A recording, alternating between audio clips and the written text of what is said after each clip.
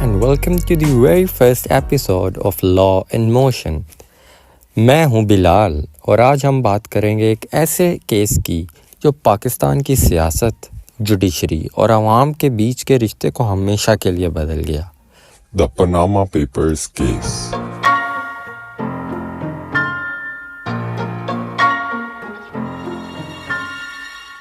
So, in 2016, the Panama Papers leak shook the world. ये एक massive data leak था from a law firm called Mossack Fonseca, जिसने expose किया कि politicians और बिजनेसमैन ऑफशोर कंपनीज यूज़ करते हैं टू हाइड एसेट्स और टू अवॉइड टैक्स। पाकिस्तान में फ़ौरन से पहले स्पॉटलाइट गया शरीफ फैमिली की तरफ। मीडिया ने हाईलाइट किया उनकी लंदन के मेफेयर फ्लैट्स जो एलिजिडली अनडिक्लेयर्ड थे और ऑफशोर कंपनीज के ज़रिए ऑन किए गए।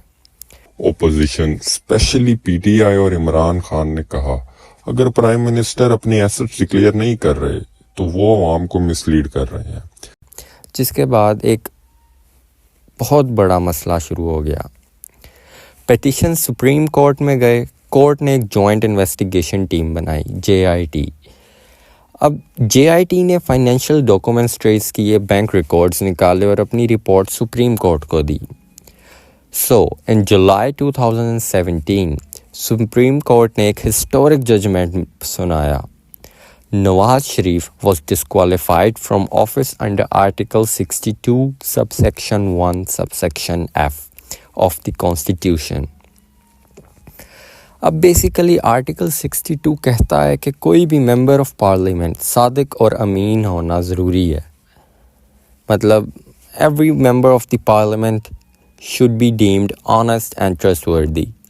कोर्ट ने कहा शरीफ फैमिली ने ट्रुथफुल डिक्लेरेशन नहीं दी, इसलिए प्राइम मिनिस्टर क्वालिफाई नहीं कर सकते आप। इसी वजह से उनको डिस्क्वालीफाई कर दिया गया।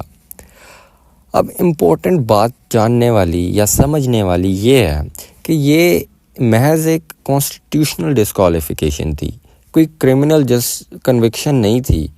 मतलब उनको जेल नहीं भेजा गया उस वक़्त, सिर्फ कहा गया कि प्राइम मिनिस्टर ऑफिस होल्ड करने के लायक नहीं हैं आप, क्योंकि भाई आप ऑनेस्ट एंड ट्रस्टवर्दी नहीं साबित हुए। फिर नैब कोर्ट्स में अलग से ट्रायल्स चले लेटर ऑन, लेकिन वो एक अलग ही टोटल बहस है। अब यहाँ से एक बड़ी डिबेट स्टार्ट हुई। कुछ लोगों ने कहा कि ये जुडिशरी की इंडिपेंडेंस और अकाउंटेबिलिटी का सबूत है कि even a sitting prime minister isn't above the law. लेकिन क्रिटिक्स ने पॉइंट किया, क्या जुडिशरी ने अपना रोल ओवरस्टेप किया है? क्या अवाम के इलेक्टेड लीडर को हटाना सिर्फ कोर्ट्स का काम है? यही टेंशन पाकिस्तान के डेमोक्रेसी के बीच में रहती है जी, कि भाई एक तरफ जुडिशियल एक्टिविज़म है और दूसरी तरफ पॉलिटिकल अकाउंटेबिलिटी है। अब ये किसकी ज़िम्मेदारी है कि वो इन दोनों के अंदर मियाना रवि करे? सोचो, क्या अवाम के वोट को प्रोटेक्ट करना ज़्यादा इम्पोर्टेंट है या जुडिशरी की स्ट्रिक्ट ऑनेस्टी स्टैंडर्ड को इन्फोर्स करना? That's the real question Panama case छोड़ गया। अब ज़रा देखें कि बाकी कंट्रीज़ ने पनामा पेपर्स को कैसे हैंडल किया। लेट्स सपोज UK ले लेते हैं। पनामा पेपर्स ने ब्रिटेन के then prime minister David Cameron को भी हेट किया। उनकी फादर की ऑफशोर कंपनी का नाम आया उसमें कोई, और कैमरॉन एडमिटेड कि उनको भी प्रॉफिट मिलता था इससे, और मिला है। ओपोजिशन ने टफ क्वेश्चंस किए, मीडिया ने फुल प्रेशर बनाया, भाई ठीक है जी। But notice the difference, UK courts didn't intervene. वहाँ अकाउंटेबिलिटी प्योरली पॉलिटिकल प्रोसेस का पार्ट थी। कैमरॉन ने फाइनली रेजिग्नेशन दे ही दिया अंडर पॉलिटिकल प्रेशर, लेकिन कोई जज ने उनको डिस्क्वालीफाई नहीं किया। कोई आर्टिकल 62 नहीं लगा उधर। अब कॉन्ट्रास्ट क्लियर है पाकिस्तान और UK के बीच में कि भाई पाकिस्तान की रिटन कॉन्स्टिट्यूशन है, आर्टिकल 62, 63 जो है वो कोर्ट्स को अलाउ करते हैं कि भाई किसी भी लीडर को किसी भी वक्त अपनी मर्ज़ी से डिस्क्वालीफाई कर सकते हैं ऑन द क्लॉज ऑफ सादिक एंड अमीन, कि अगर वो उस पर पूरा नहीं उतरता। हालांकि ये कोई जेल या कोई चीज़ उस तरह की नहीं है कि साबित हो गया तो आप जेल जाओगे, इसमें बस ये आप प्राइम मिनिस्टर नहीं रहोगे। अब ये कहाँ का जस्टिस है कि भाई आपको प्राइम मिनिस्टर से हटा दिया जाता लेकिन आपको उस जुर्म की सज़ा नहीं मिलती। ऐसा कौन सा जुर्म है कि एक तरफ आप उसको इतनी एक्सट्रीम पे लेके जाके प्राइम मिनिस्टर से अगले बंदे को हटा रहे हो and on the other hand उसको कोई सज़ा भी नहीं दे रहे हो। What rubbish. खैर, यूके की अनरिटन कॉन्स्टिट्यूशन है जहाँ नॉर्म्स और पार्लियामेंट अकाउंटेबिलिटी को ही मेन एरिना है, जहाँ पे आप डिप्लोमेसी दिखा सकते हो, फैक्ट्स को ट्विस्ट कर सकते हो। ये डिफरेंस एक बड़ा सवाल उठाता है, क्या पाकिस्तान का मॉडल ज़्यादा डेमोक्रेटिक है क्योंकि ऑब्वियसली कोर्ट्स करप्शन को रोक सकती हैं, प्राइम मिनिस्टर को हटा सकती हैं, या यूके का मॉडल ज़्यादा स्टेबल है क्योंकि जुडिशरी पॉलिटिक्स में घुसती नहीं है। अब ये इसका जवाब किससे ले बंदा? कॉन्स्टिट्यूशन मेकर से ले, जजेस से ले, पॉलिटिशियन से ले, किससे ले? खैर, एक तरफ सपोर्टर्स कहते हैं प्राइम मिनिस्टर भी आवाम से ऊपर नहीं, लॉ के नीचे है।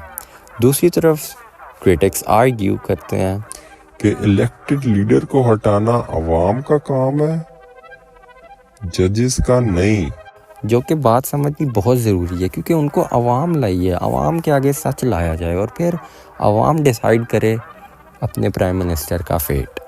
That is called true democracy. और ये हाइपोथेटिकली इंटरेस्टिंग है। अगर यूके में आर्टिकल 62 होता तो क्या डेविड कैमरॉन भी डिस्क्वालीफाई हो जाते या नहीं होते? पनामा पेपर्स केस सिर्फ एक करप्शन स्कैंडल नहीं था, it was a mirror held up to Pakistan democracy. एक एंगल से जुडिशरी की पावर को सेलिब्रेट किया गया, प्रूफ के लॉ सब पर अप्लाई होता है, जी वो तो सबको पता है कितना अप्लाई होता है। दूसरे एंगल से अवाम के वोट की सैंक्टिटी को कॉम्प्रोमाइज़ किया गया। किस तरह कि जी उनका चुना हुआ प्राइम मिनिस्टर आपने हटा दिया, फिर ना उसकी कन्विक्शन हुई, ना उसने जेल टाइम काटा। What kind of justice is being served here man?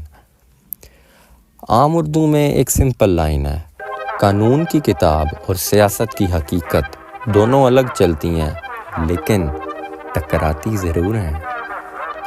As future law students, ये केस एक रिमाइंडर है कि लॉ इज़न्ट जस्ट स्टैट्यूट्स और थ्योरी और वही bookish things, it's also about context, timing और किस इंस्टीट्यूशन को पावर मिल रही है, कि ओपोजिशन पार्टी को सपोर्ट उनका मोटो प्रमोट किया जा रहा है कि एग्जिस्टिंग पार्टी का जो अथॉरिटी में है इस वक्त, इलेक्टेड पार्टी। और शायद इसीलिए पनामा पेपर्स एक लैंडमार्क है क्योंकि ये सिर्फ एक फ़ैसला नहीं था बल्कि एक ऑनगोइंग डिबेट स्टार्ट हुई कि इंसाफ और डेमोक्रेसी का असल बैलेंस क्या होना चाहिए, इसको कौन कंट्रोल करेगा, कहाँ पे कौन सी लाइन ड्रा के करनी है हमें।